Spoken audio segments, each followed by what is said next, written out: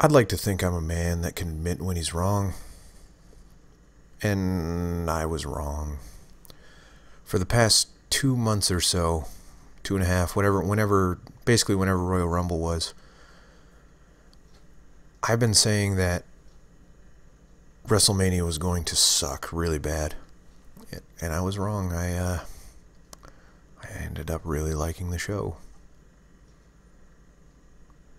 Can't you tell that I love admitting when I'm wrong? Speaking of being wrong, for my predictions, I was way off. I think I got everything but 1.5 right. I say 1.5 because I say half because let me get into it. I'll start with the half. This Intercontinental title ladder match that I thought was I assumed that Sheamus was going to come back, enter himself in the match in the beginning as a heel, or maybe cost Bryan at the end or something like that, and win the match, and then set up Bryan and Sheamus for later on, because that's kind of seemed like what they wanted to do anyway. Nope. But my other scenario was Bryan wins, so I'll give myself half a point. They're my rules, so half a point. Match was good. It was a fun little spot fest. It was a good way to open the show. Speaking of opening the show, actually, the pre-show, I was wrong about the tag team title match, which I didn't watch. I was going to the store to get junk food, but I looked it up after. Oh, no, I was on the phone with my girlfriend who was telling me what was going on, because that's how nerdy I am. And she told me that Tyson Kidd and Cesaro retained. Sure. I assumed the Usos were going to win because of the Rikishi thing into the Hall of Fame, and I thought Rikishi would come out afterwards like, dance at WrestleMania, wee. I was wrong.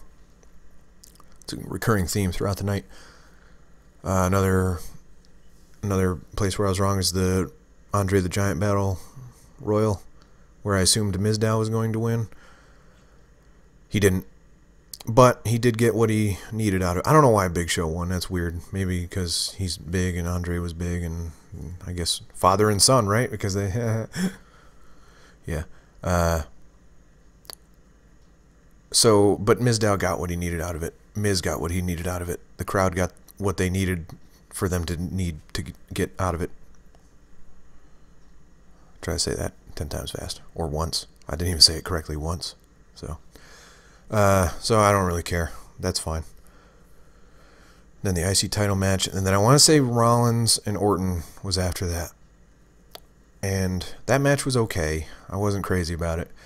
Until the finish. I assumed Seth Rollins was going to win. I was wrong. That finish was freaking cool. The height that Rollins got on that stomp. I'm assuming if you're watching this review, then you had watched the show, so I'm not going to recap it. If you want to see it, then maybe go subscribe to the network for $9.99. Give me a call, WWE. I'll hook you up.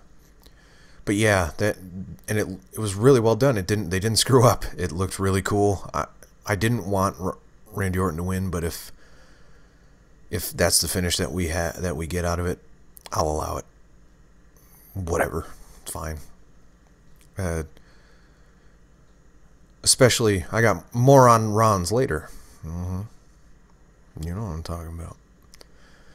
What came after that? There was a backstage segment which I thought was funny, where a bunch of old IC champions and Ron Simmons came back to congratulate Daniel Bryan on his win.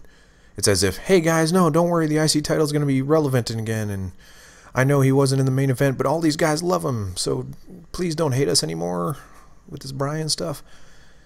As long as Bryan's on TV putting on good matches and being cool, and maybe the IC title will be good again, okay. For how popular he is, he's not where he needs to be, but whatever. I'm not going to fight that anymore. I mean, you know, because I've been fighting it so hard. I've been picketing outside of Stamford, Connecticut they wouldn't let me into Stamford, Connecticut. I couldn't even get that close to the headquarters, so I had to stand across the border and say, WWE headquarters, if you can hear me, and the Bryan stuff you're doing is messed up. They couldn't. I don't know. I don't know how close the headquarters is to the borders. I don't even know what's around Stamford, Connecticut. I know nothing about Connecticut. I don't know what happened after that. There was the Divas match, which I don't think was next, but I'll talk about it. Again, I was wrong. Oh, I remember what happened next, but I'll get at that after this. I thought that the Bellas would win because they need their WrestleMania moment because they're the biggest. They're kind of the biggest diva. Whether you like it or not, they're the biggest divas they have right now. One of them is the champion. I figured there was either they would either win clean, or AJ and Paige would have, one of them would turn, or there'd be a miscommunication or something, and they would have the match. They would have the match screw up as a result, but they didn't, and instead they just kind of had a regular, kind of lackluster Divas match. Give Divas a chance. Nothing says, hey, go out there and kill the crowd after the crowd was already bored to death from the musical performance.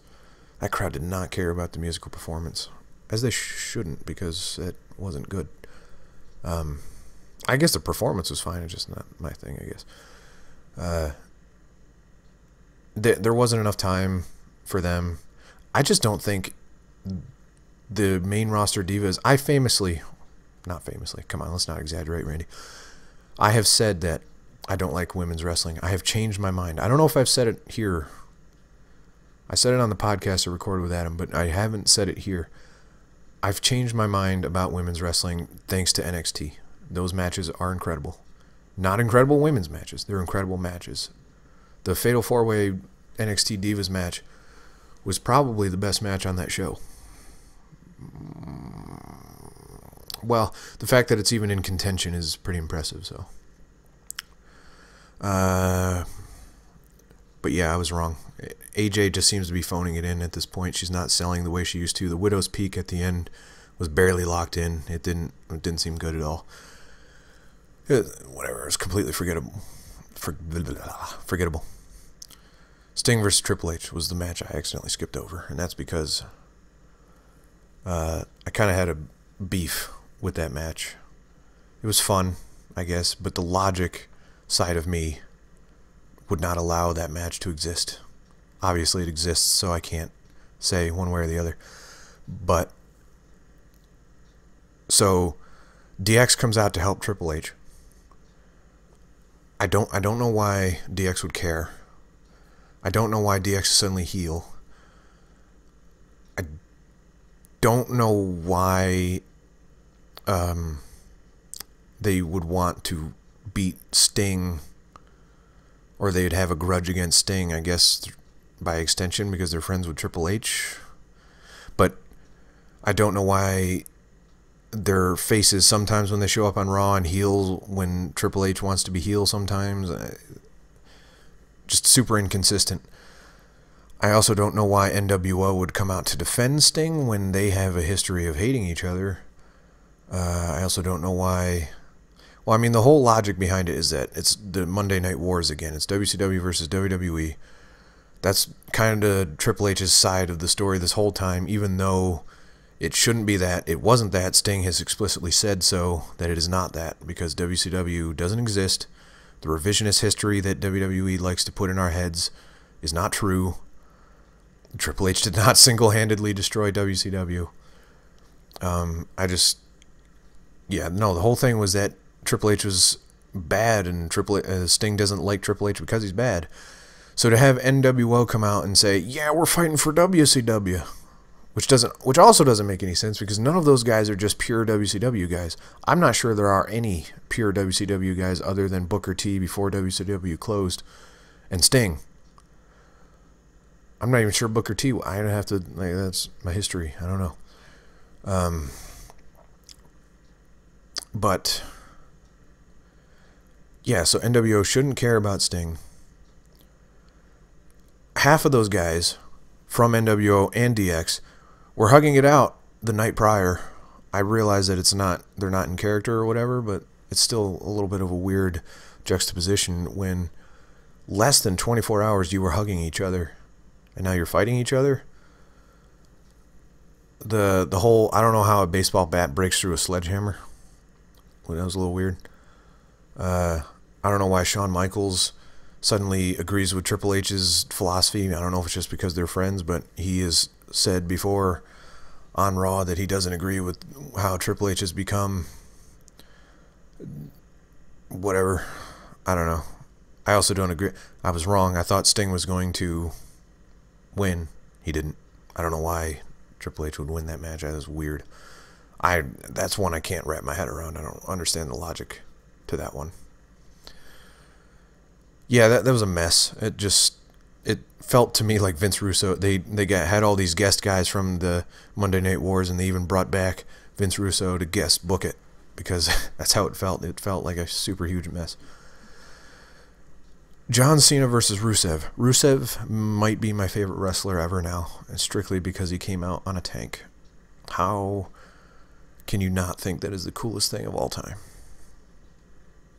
The match was okay. This is the one that I got 100% correct. I knew John Cena was going to win, but that was the easiest one. So I don't feel good about it. So whatever. Match is okay. I don't know. I don't have a lot to say about it. Other than the whole, I mean, I've said my beef on the storyline. It doesn't make any sense. I hate the whole America versus Russia thing. Whatever. Undertaker versus Bray Wyatt. This is another one I have an issue with. Not because of the match. The match was actually okay. The Undertaker was a lot more spry than I thought he would be. He looked a lot better even. He's one of the few people that is having has some pretty bad hairline, and I just don't want him to shave his head. He looks so bad bald. He's one of the few people that I think look better with male pattern baldness than with a shaved head. Which is weird. I don't know. Off topic. The match was okay.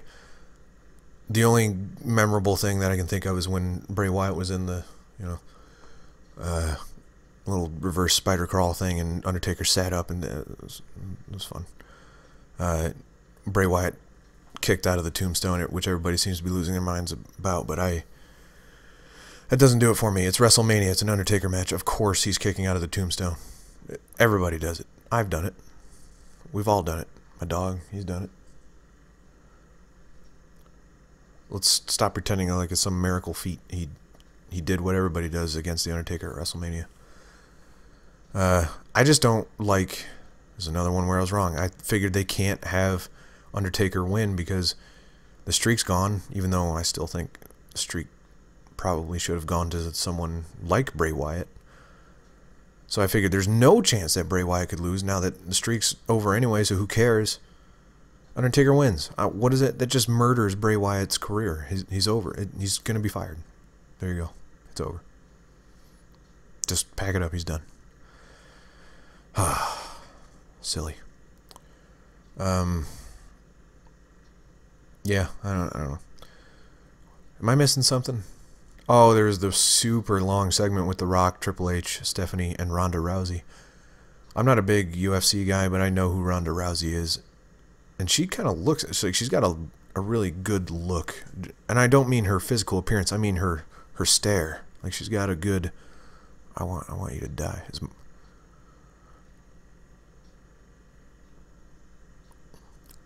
My left eye is smaller than my right. That's going to bug me. No, it can't be unseen.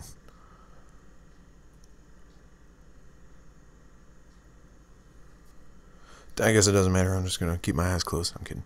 I'm sorry. I'm easily distracted. ADD. Bring it back. Yeah. Stephanie's a really great heel. There's something about her. I hate admitting that I can't figure out why I don't like something, but there's something about Stephanie that I don't know what it is that I don't like. It drives me nuts because I love being able to say, this is why I don't like something. There's just something about her that I don't like, and I can't tell you what it is. Triple H is really good. They're both really good heels. I'll admit it. So, but man, did that go on forever? So it's silent forever. The crowd was way into it, but at home, you're just waiting for The Rock to speak, and he's not. You're waiting for something to happen. Nothing happens. You're waiting for Ronda Rousey to hit Stephanie McMahon. She doesn't. A little bit underwhelming. Whatever. There's got to be something I'm missing. It's going to drive me nuts if I upload this thing and I don't. I should have wrote it down. Should I just get into the main event? Oh, crap.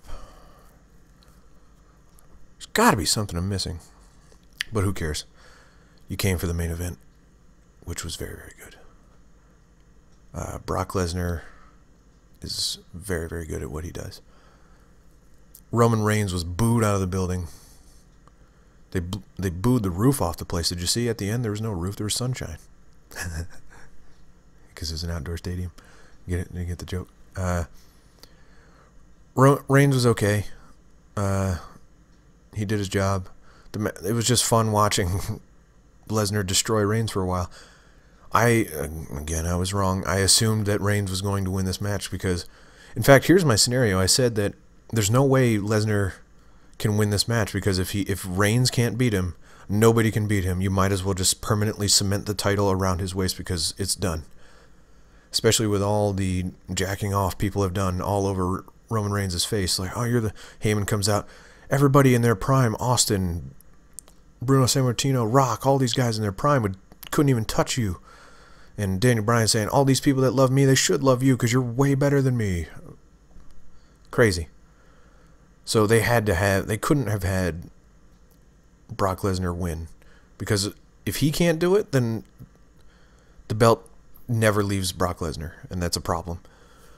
They got the belt off Brock Lesnar in a way that both satisfies people that don't like Roman Reigns and doesn't want to see Brock Lesnar permanently hold the title, which is me, so I guess I'm alone. But man, when Rollins came out, I'm like, there's no way this is gonna work. I don't know what I expected, but they got that's my one tiny issue with it, is that they've never actually done a cash in during a match before. I don't think. Correct me if I'm wrong. I don't think you can just say, hey, here you go. This is a handicap match now. Is that in the contract somewhere? They have that online, don't they? Maybe it is. Other than that, that is the perfect way, because they had to pull an audible on Reigns. Nobody likes Reigns.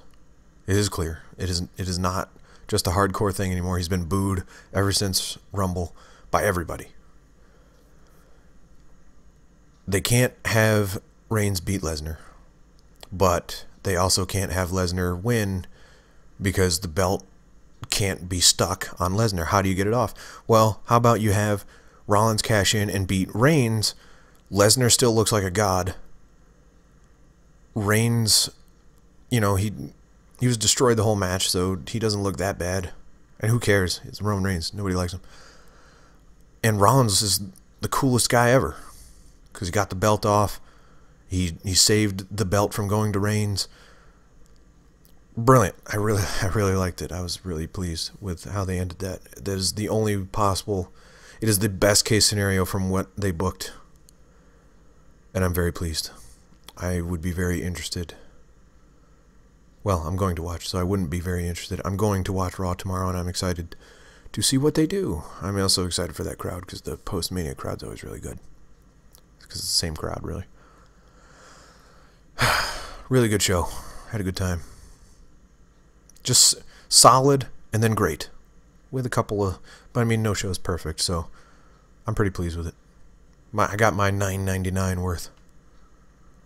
And all those pirates got their free pay-per-view. Good show. Stay tuned. Hopefully Adam and I are going to record another post-Mania podcast when he watches it. He's in Ireland, so he's probably asleep. And we'll have a deeper discussion there. Until then, see you next pay-per-view. Hold on, I gotta click the stop recording thing.